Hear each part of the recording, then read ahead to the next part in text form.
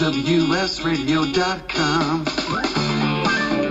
Welcome back to Computer and Technology Radio with your hosts, Mark Cohen and Marcia Collier. And welcome back, 877-474-3302. We're talking to Jeff Farr from Farr Systems, talking about car hacking and such. And so tell us again, what we just interrupt you in the middle of what Marcia was asking you. Marcia, what was it? No, I was talking, we were talking about the cloud, and then I was asking, can the CD entertainment system of a car send a signal, let's say, to the brakes or something like that? In theory, they're not supposed to be able to. Like I said, the study we were talking about, they did successfully get from the CD, they infected a CD, a song on a CD, and it gave it some control, and they could do some things like they could change the instrument panel, like where the display for your mileage, so they displayed a message there. They got to the braking system. I'm not sure that they could actually do anything with it, but they actually got through. And the concern there is the security systems in a car, whether it be braking or the steering or cruise control, airbags, all of those things should be completely separate from any of the entertainment systems. And that just showed the vulnerability of you can get across the bridge. That was the problem there.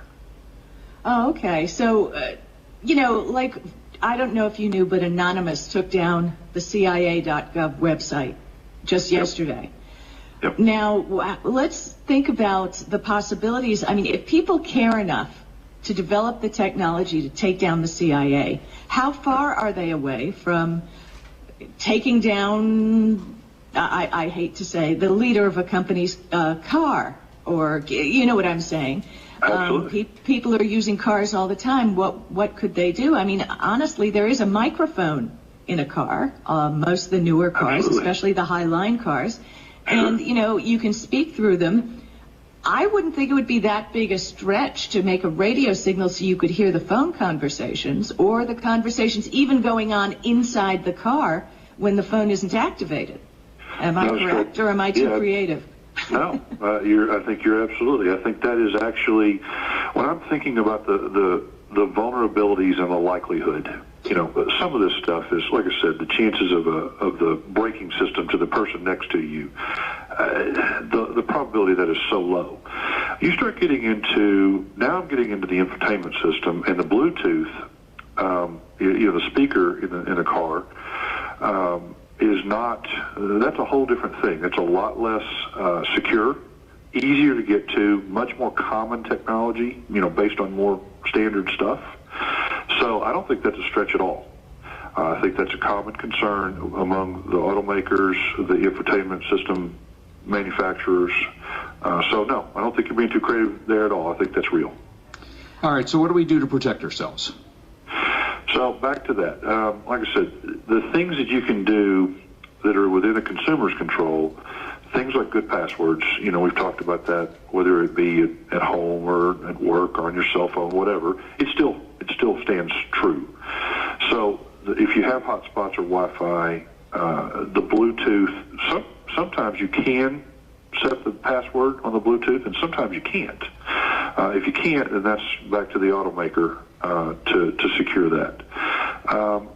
Other things, like I said, if you put the data, if you put it if you upload your data to your automobile and you decide to sell it, be sure that you either get the manufacturer's help or you get someone's help to be sure you wipe that out.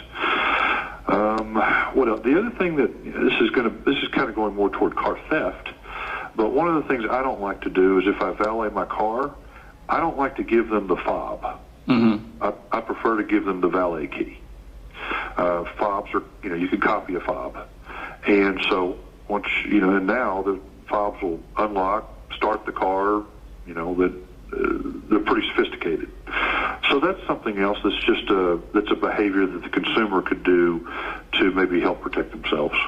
Interesting. Well, I was reading an article in Texas where a disgruntled employee of a company that installed GPS, you know what I'm talking about, who installed GPS units in leased cars, and they can remotely prevent the car from starting or sound the horn if people fall behind in lease payments. That's right. That's absolutely right. And this disgruntled employee decided. System, but yeah. Yeah, and this employee, he was unhappy, so he just started honking the horns of all the cars out on lease and shutting them down. And actually, it was a major deal. He was charged with felony breach of computer security. Right. And this is something that's going to be happen not just with the stuff that's built into the cars, but I even would have more so a fear of what we have installed aftermarket in our cars. I agree with you. I think the aftermarket stuff is, like I said, Ford, and Chevy, and GM. Those guys. This is a huge thing. They're going to make this. You're going to get best effort out of them to make these cars as secure as they can be. An aftermarket product that you plug into the system, and you have a lot less control there. I'm assuming that they're going to do. They're not as worried about this.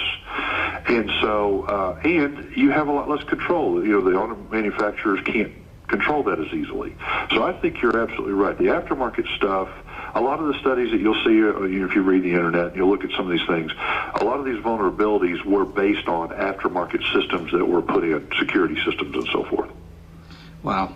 Well, this is fascinating stuff. And one last question, which is, I think a lot of us worry because we watch maybe too much CSI, where somebody gets into your car and goes into your GPS system and then tracks you to your home based on what your registration is, and they rob you. What do you recommend people do about a GPS system in terms of storing information in it?